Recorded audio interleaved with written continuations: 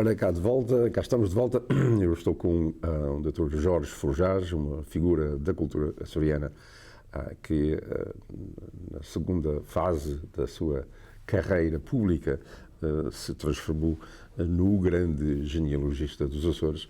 É só tocar no botão e pedir-lhe. E a família tal, e a história começa, e é isso que eu estou a fazer aqui.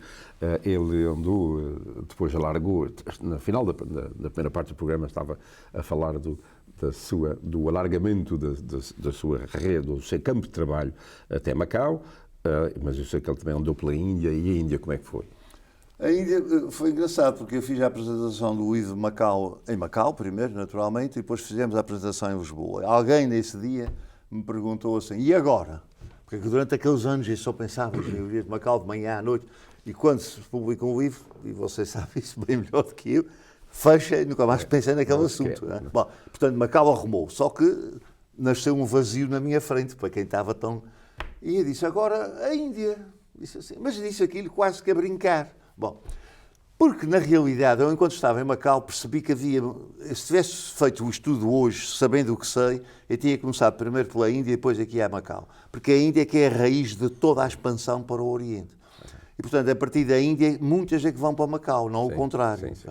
Resultado, eu fui depois para a Índia para perceber um bocadinho o que é que se tinha passado em Macau.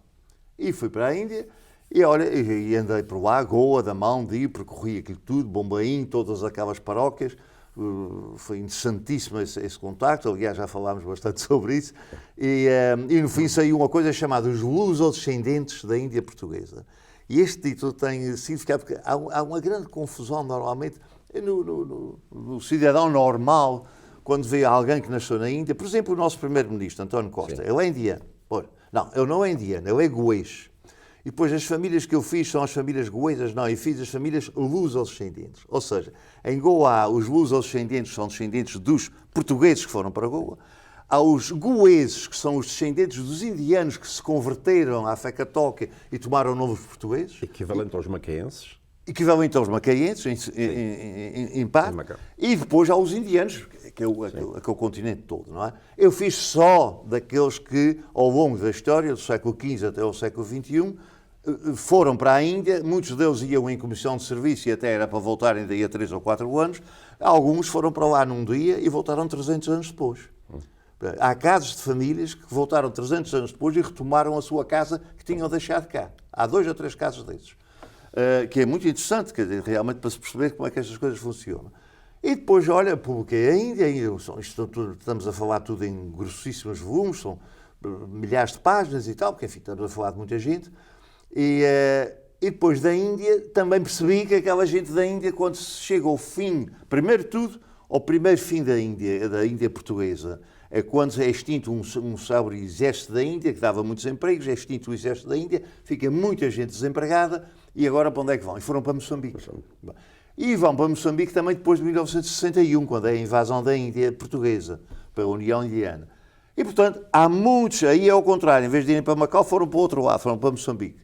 E então vou fazer Moçambique. Bom, vou fazer Moçambique, a minha ideia era ir atrás das famílias goesas que foram para Moçambique, das famílias luso-descendentes. O que acontece é que aí compreendi que Moçambique não era só os luso-descendentes, era muitíssimo mais, e acabei por fazer uma coisa muito alargada a todas as famílias do século XVII, XVIII, XIX que foram para radicar-se em Moçambique, com muito mais dificuldades de documentação. A documentação em Moçambique não está organizada como está a da Índia, que tem um belíssimo arquivo, etc. Bom... Mas muita dessa gente de goesa, vai de Goa para Moçambique, depois vai para o Brasil. Bom, depois, ora bem, eles têm primeiro esse primeiro movimento para Moçambique. Bom, primeiro os de Macau, atenção. Quando se fala em retornados, a gente fala muito em Portugal em retornados. Sim. E todos os portugueses sabem o que é que isso quer dizer. Eu acho que a primeira grande leva de retornados que houve em Portugal é a seguir à Segunda Grande Guerra. Ou seja, a seguir à vitória comunista na China. Portanto, há a Guerra Civil na China, ganha o Mao Tse-tung, os comunistas tomam o poder.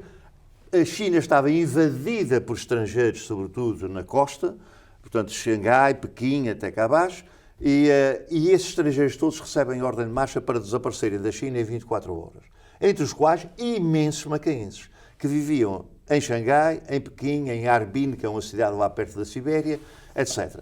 Essa gente foi toda posta a andar. Foi toda posta a andar e espalharam-se pelo mundo.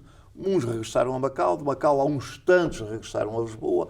O nosso amigo, o Carneiro, o Roberto Carneiro, é filho de um deus, do Artur Carneiro, que vivia em Xangai, e é assim que era músico. E é assim que vai para a terceira. Vai para a terceira, porque eles iam para a América, mas ele vai para a terceira, é o Artur Carneiro, que era um músico exímio e tocava todos os instrumentos, vai para a terceira convidado pelo Clube de Oficiais Americanos das Lajes, que tinha acabado de abrir e precisava de uma orquestra para os americanos dançarem e tal. Eu muito dancei ao som do Artur Carneiro, conhecido por Arte Carneiro. Bom, e depois essa gente espalha-se um pouco pelo mundo inteiro. Depois vamos aos da Índia, espalham-se pelo mundo inteiro. Espalham-se primeiro para Moçambique, muitos vão para Lisboa e muitos vão para o Brasil também, para São Paulo, Rio de Janeiro, essencialmente para esses dois cantos. Portanto, o sangue português via Índia e via Macau está um pouco pelo mundo inteiro.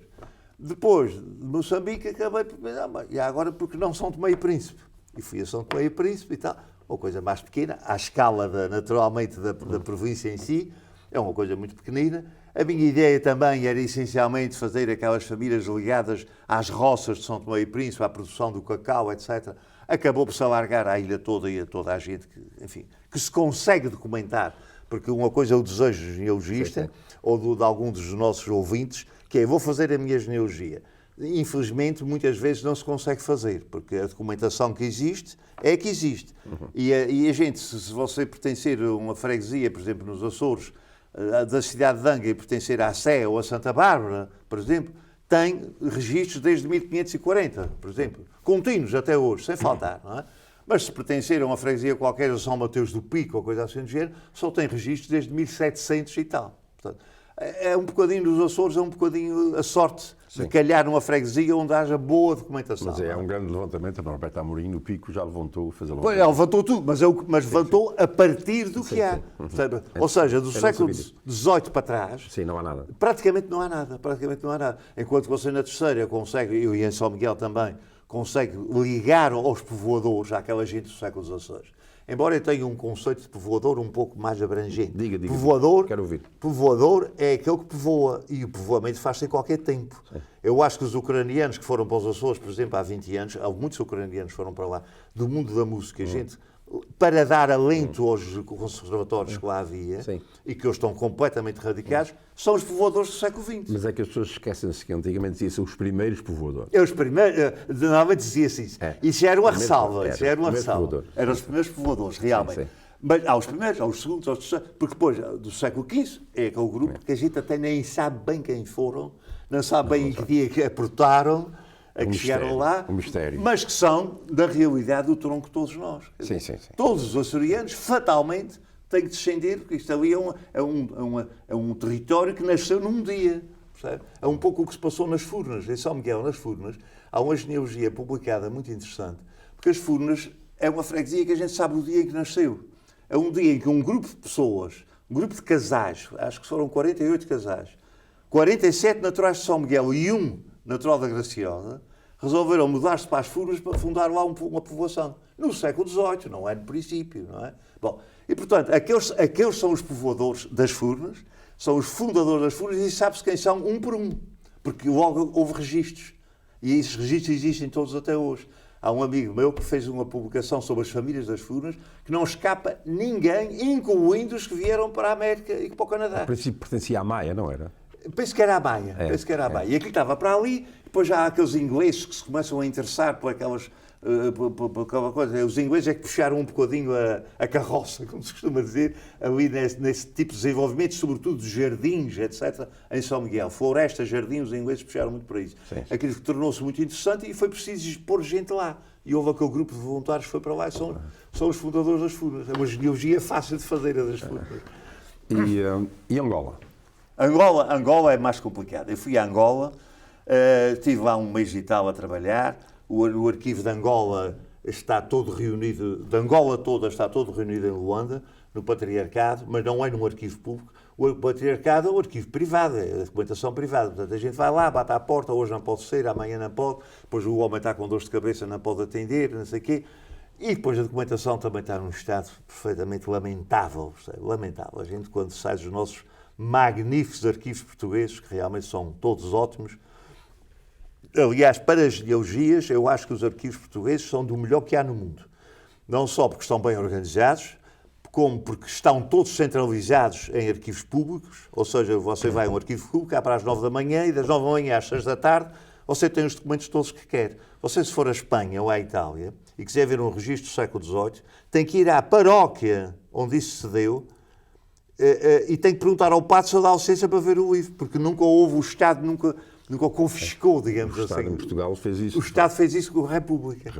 Na altura foi considerado um grande escândalo, hoje foi a melhor coisa que podia ter acontecido à documentação, porque essa documentação está hoje em arquivos Nos públicos. arquivos. Todos bem tratada, como deve ser. Hoje está quase tudo digitalizado em Portugal. Portanto, nós estamos muito avançados realmente na conservação da documentação. Os Açores até têm disponibilizado essa informação para muita gente. Mas antes de chegarmos aí, quem tem feito um trabalho muito importante nisso também são os mormões, não? Os mormons por razões religiosas. Mas lá nos Açores, em Portugal. Em todo o mundo. Sim. Todo o mundo. Mas no caso dos Açores. No caso dos Açores. Qual é que tem sido o contributo deles? Não, agora parou. Quer dizer, eles fizeram primeiro, há muitos anos já, Sim. há 30 ou mais anos, fizeram a microfilmagem da documentação paroquial, que é os batismos, os casamentos e os óbitos. Eles faziam essa microfilmagem, levavam tudo isso para Salt Lake City, para os seus efeitos, que era para a pessoa fazia a sua genealogia e depois batizava em espírito os seus antepassados. Mas para isso precisava de invocar os nomes deles, por isso é que eles precisavam de fazer a genealogia. Depois eles passaram a disponibilizar essa informação a quem quisesse fazer a genealogia. A gente, na altura, eu lembro de mandar pedir um rolo de microfilmes a eles, pagava-se 5 euros ou 5 dólares ou o quê, vinham os microfilmes da América e a gente consultava isso na terceira. Hoje está tudo online.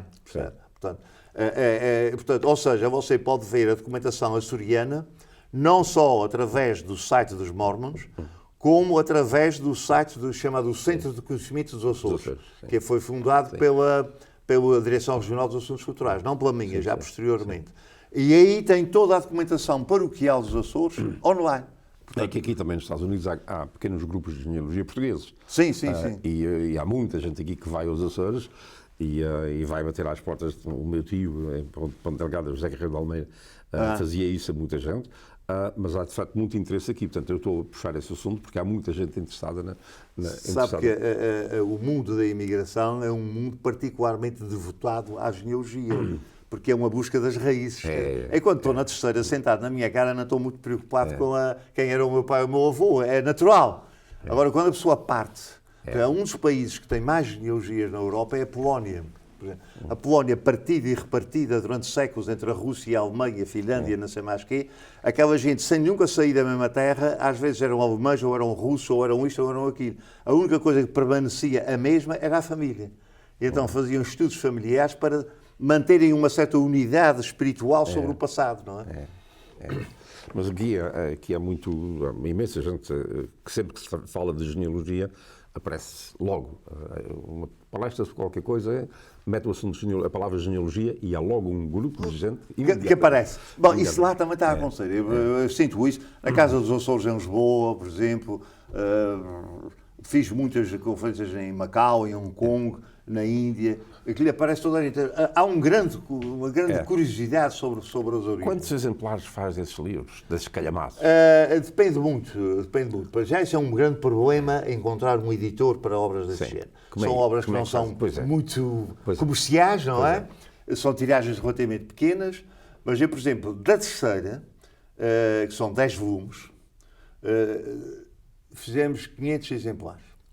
500 exemplares, estamos a falar em 5 mil livros. É muita coisa. É muita coisa. Os livros foram todos impressos em Lisboa, chegaram à terceira dentro de um contentor. E esgotaram-se? Esgotaram-se. Praticamente esgotaram-se no lançamento, na subscrição. Ou seja, quando se fez o lançamento, a obra já estava praticamente esgotada. Mas é raro um livro de genealogias, meu ou de outro, qualquer camarada destas áreas, ultrapassar os 500 exemplares. Sim. Exceto aquele que eu fiz de Macau, que se fizeram 2.000 exemplares. Como? Porquê? Porque aquilo foi feito em Macau. Em Macau tem uma comunidade gigantesca e havia um encontro de macaenses onde foi lançado o livro foi lançado durante o encontro, ao qual estavam presentes 1.200 pessoas do mundo inteiro. E só uma pequena curiosidade, o livro eram 3 grossíssimos volumes, cada um com 1000 páginas, não é? E de repente era preciso imprimir aquilo, já estava quase em cima da hora e tal, e então nenhuma tipografia em Macau conseguia imprimir os 3 volumes para estar prontos no tal dia 7 de outubro ou lá o que era. Solução do editor macaense, era um tipo prático e tal. O primeiro volume foi impresso em Macau, o segundo volume foi impresso em Hong Kong e o terceiro volume foi impresso na China. É uma característica que talvez ninguém tenha nas suas edições. Cada um no seu país, não é? É impressionante. E naquele dia lá estavam todos em cima da mesa. Nós estamos, infelizmente, a chegar ao fim desta primeira conversa com Jorge Forjás, mas ela vai continuar. Telespectadores, obrigado por terem estado connosco. Voltem daqui a 2 semanas para continuarmos a ouvir este homem que sabe tanto, mas sabe comunicar muito bem e faz passar o tempo enquanto a gente aprende a andar por isso. Até já. Até para a semana.